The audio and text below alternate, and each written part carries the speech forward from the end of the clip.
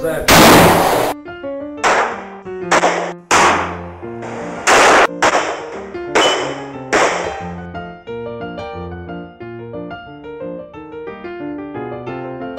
Hi friends, FirearmPop here, and this is another in my series of armed citizen stories. Get a lot of great feedback about these stories. I really appreciate the feedback, and I hope to continue them. I just got my new issue of the Freedom magazine from the NRA, and there's a whole page of armed citizen stories, as usual, but there's two other articles in here that I wanted to go over first. I really thought interesting, and that you guys would enjoy it, gals, as well. In Maine, an officer was denied the right to vote over an off-duty firearm. Okay, in Bangor, Maine, a police officer was turned away from a polling place during last November's elections because officials there said he could not enter with his duty firearm in tow. James Darling, an 18-year-old veteran of the Bangor Police Force, was told that he could not bring his firearm into the Bangor Civic Center even though he was in full uniform. Initially thinking the request was a joke, Daring was then told by the election warden that entering with a gun was a violation of the state law and he would have to surrender his firearm or not be allowed to vote. Darling, who has voted many times in full uniform, including sidearm, refused and left the Civic Center insulted and embarrassed. Deering later wrote to Maine's Secretary of State, who confirmed that no law barring officers carrying their service sidearm from voting exists. The election warden was dismissed. I'm glad he stood up for his rights and what he believes in. I'm upset that that man was not allowed to vote in uniform. This article, let's start with the New York article. This article comes from New York. Bodega owners urged to bear arms. After a so-called robbery gone bad in Queens, New York, that ended in the death of clerk Juan Alcredio Torres, bodega owners are being urged to apply for firearms licenses and arm themselves for protection. Raymond Murphy, president of the Bodega Owners Association of the United States, and Fernando Mateo, president of the Hispanics Across America, held a joint news conference addressing the immediate need for action. They're going to solve this problem by making sure we put guns into the hands of people who really need them, Mateo said. All right, that's what we need in this country. As you'll see by one of these armed citizen stories, those bodegas are just, and convenience stores are just prime targets.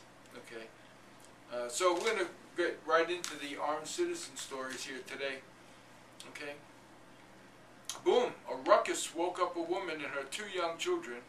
Her first thought was that an earthquake had occurred, and she quickly called her husband at work to confirm it. No earthquake had been reported, and the woman worried that the source of the sound could be something more sinister. So she retrieved her handgun and walked down the hallway. Police said she encountered two burglars in the living room. Terrified, she fired several shots, killing one intruder and wounding the second, who will be arrested at his release from the hospital. In my opinion, she did all the right things to protect herself and her children, said Police Chief Brandon Cables. It's unfortunate a death occurred, but it was a direct result of a criminal activity. And that's from the Oklahomian in Oklahoma City, Oklahoma. Okay. Charles was walking in a restaurant parking lot when a man snuck up behind him, grabbed him, and reached for his wallet. Unfortunately, the suspect, an 83-year-old man who was in no mood to become a victim. Oh, I love these stories. Police said he resisted and was knocked to the ground.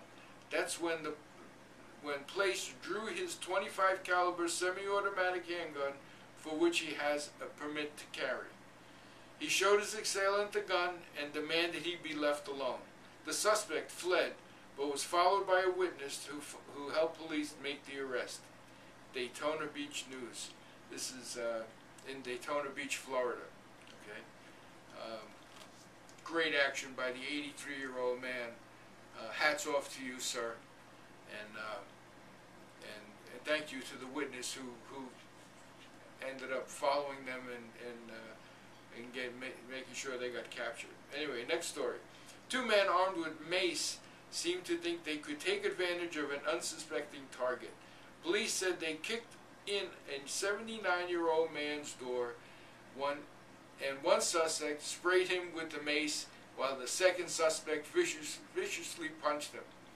Then something the suspects hadn't planned for occurred.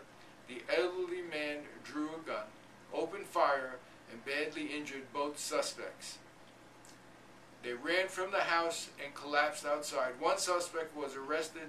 His accomplice died. Chicago Sun-Times, Chicago, Illinois, and which is not a gun-friendly state to begin with. That's a great story right there. Police said a 36-year-old man pumped gas into a black SUV while his girlfriend entered the convenience store to purchase a drink for her 5-year-old daughter, who sat in the vehicle. To their horror, a carjacker approached and shot the man without warning, causing him to fall to the ground. The carjacker attempted to enter the vehicle and speed off with the young girl inside. Wounded, but unwilling to surrender his life, the SUV's owner, who was a concealed carry permit, drew his handgun and fired numerous shots at the carjacker, killing him. The SUV owner was in serious condition, but was expected to recover. The young girl was not injured. The Detroit News, Detroit, Michigan. Another great story, and what a horrible thought to have your child be driven off by a carjacker.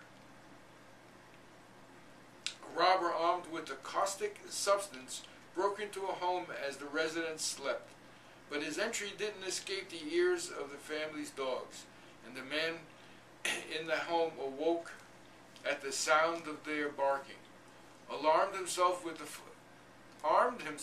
the firearm and confronted the robber. The robber attempted to attack the homeowner, but it doesn't take a tactical expert to know that a gun usually beats a jar of acid. The intruder was killed. And that's out of Redlands, California. Okay. Emboldened by a prior successful convenience store robbery. There we go, convenience stores again, brothers and sisters. Store robbery. Two suspects tried their luck at a second store. They rushed inside and demanded money from the clerk. Apparently, they expected the shopper in the store to behave as sheep because they had paid little attention to them. One of the suspects drew a gun, pointed at the clerk, and pulled the trigger. It didn't fire. That was when the customer, with a concealed carry permit, drew a handgun and shot the clerk's assailant 3 times. The suspect fled from the store but later arrested while seeking treatment at a nearby hospital. Greensboro, North Carolina. Another great story of a citizen. Listen, brothers and sisters, don't go to a convenience store.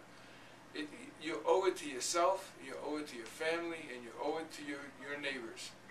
If you have a permit to carry a pistol, and you have a pistol, don't just run to the store. Oh, I'm just going to the store. That's where this stuff happens. Okay? Time and time. You've heard me say it in story after story.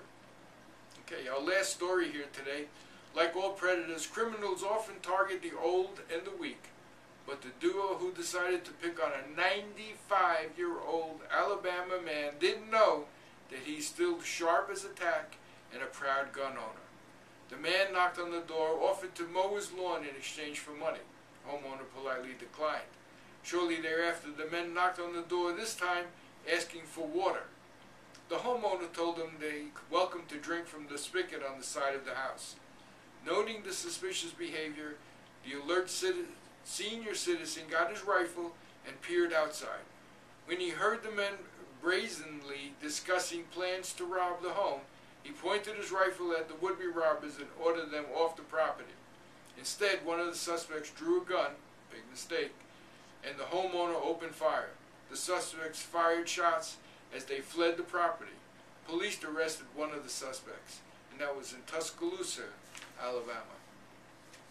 I really enjoy reading these stories. I hope you enjoy listening to them. Some of them are real heartwarming. Some of them tell us and encourage us to be good stewards of the ability to have a permit and to carry a weapon.